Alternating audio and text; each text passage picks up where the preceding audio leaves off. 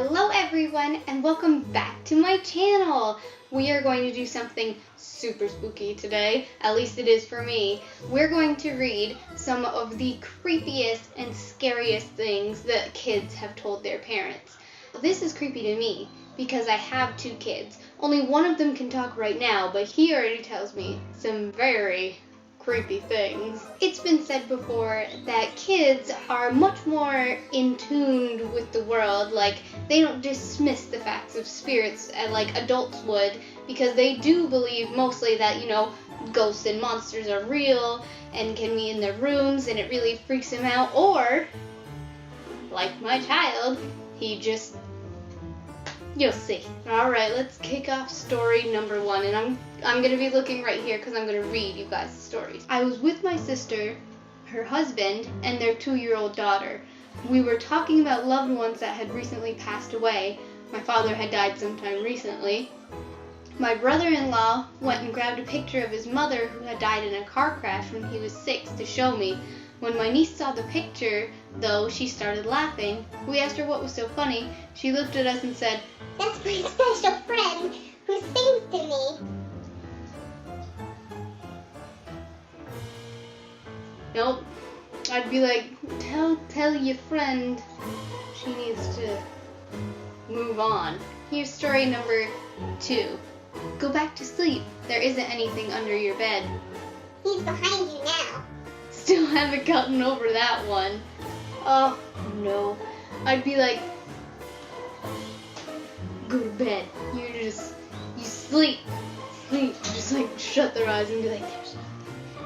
Please don't ever tell me that again. Oh, I would move.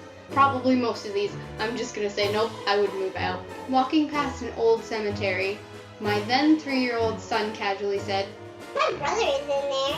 When I reminded him that he didn't have a brother, he said, "No, Mama from before, when the other lady was my mommy." Okay, that kid has seen some things. And I wouldn't be so freaked out about that, because like the thing isn't in my house. Like that's what freaks me out the most, is when stuff is in my house.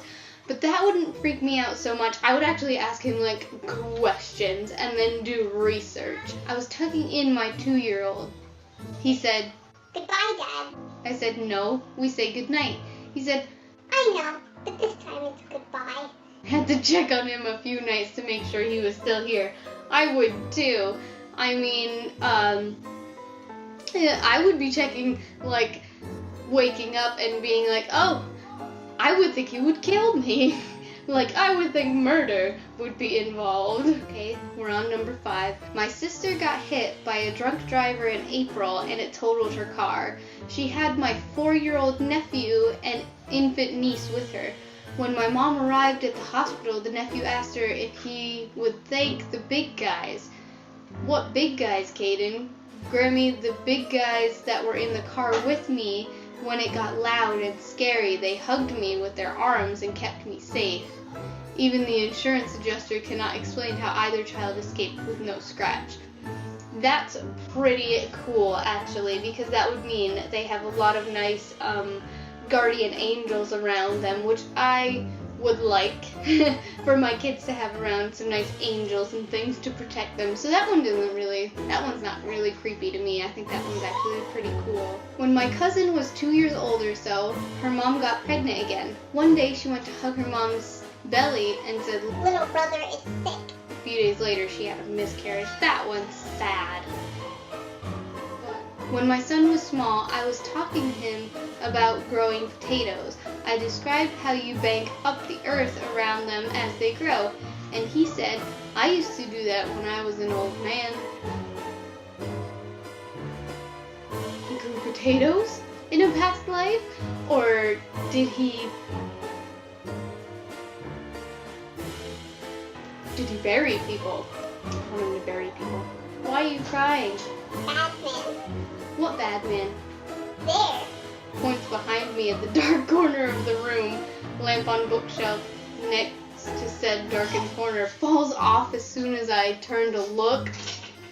She slept in our bed that night. That's about close to the story that I'm going to tell you guys. And the last one, My 3-year-old daughter stood next to her newborn brother and looked at him for a while and turned and looked at me and said, Daddy, it's a monster. We should bury it. That was kind of funny. Oh, I think that would be what my daughter would say if we had another child, because she doesn't like people. But anyway, there you go. That's the 10 creepy things that kids have told their parents. And some of those were really creepy, some of them just weird, and then one of them very sad. But that was pretty good.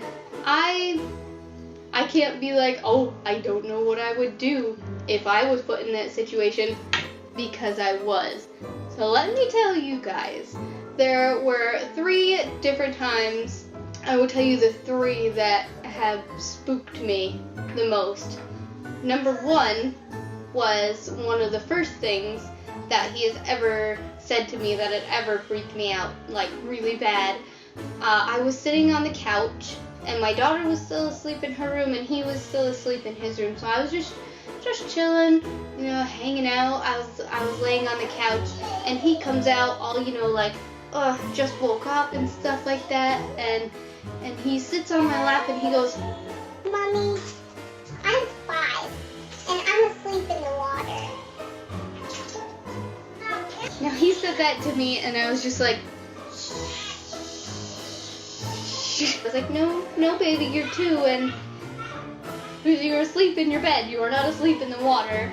But I was thinking maybe something came to him in a dream and told them that they were a 5-year-old and they, were asleep in the water, because that's the nicest way you could tell a child that, you died. The second thing he has done that has ever freaked me out was he was just staring out the window, and we live close to other people, so I was just like, oh, and he was talking, and I was like, oh, he's just talking to one of the neighbors. So I go and look, and I don't see anybody outside in their lawn. So I was like, hey, who are you talking to out there? And he goes, Oh, Grandma. and I'm like, Grandma, my family lives a decent amount away. The other side of his family lived very far away, and my neighbors are not super old, so I was like, there's no Grandma out there. He goes, Yeah, it's Grandma. It's right there. She's right there. so I just ended up getting into like a 10-minute argument with him that there was no Grandma outside, but he's thoroughly convinced, and he will still tell me that he sees Grandma outside. And the third thing is, I think the thing that actually scared me, because the other 2 I was like, okay, he's contacting spirits, maybe they're not super bad spirits, if it's just a grandma or someone that tried to come for him to help and they didn't realize how little he was. The third thing is, it was late at night and I heard him crying. He was, Mommy. like he was actually shook up, so I ran out of bed and I go in his room and I'm like, what is it, baby? What's wrong? And he goes, Over there is a scary, spooky man. and I was like, where? And he was pointing to the corner of the room near his door. Anyway, he points to the corner of his room and he's like, Down there is a scary man over there. He plays with my toys. and I'm like, what? And I'm looking around. He pointed to the corner of his room more towards his door. So I look around and I was like, there's nothing here, baby. He goes, It comes from down there. and where he's pointing, down at the floor, we have air vents that circulate the heat through our house. So he's telling me that some scary man comes out of the vent in his room and plays with his toys. Now that freaked me out, and that went on for a very long time, that he would tell me that the spooky man was in his room playing with his toys. And what would freak me out is sometimes during the day, I would go by his room and I would hear one of his toys going off, and I would either have to turn it off or it would just go off while I was walking by. That was only a few times, but still really creepy considering that he told me some spooky man was playing with his toys. Like I said in my last video, I had done a cleanse And since then, he has not told me anything about the spooky man. Like I said, I will only get rid of the spirits in the house, and every other spirit he has told me about has been outside or at my parents' house. And my mother can do what she wants with the spirits in her house. I think she likes them. But anyway, guys, thank you for listening to the 10 creepy stories and then my own stories. If you guys liked this video, please give it a big thumbs up. Subscribe to my channel and hit that notification bell to be notified whenever I upload a new video. And I will see you guys later.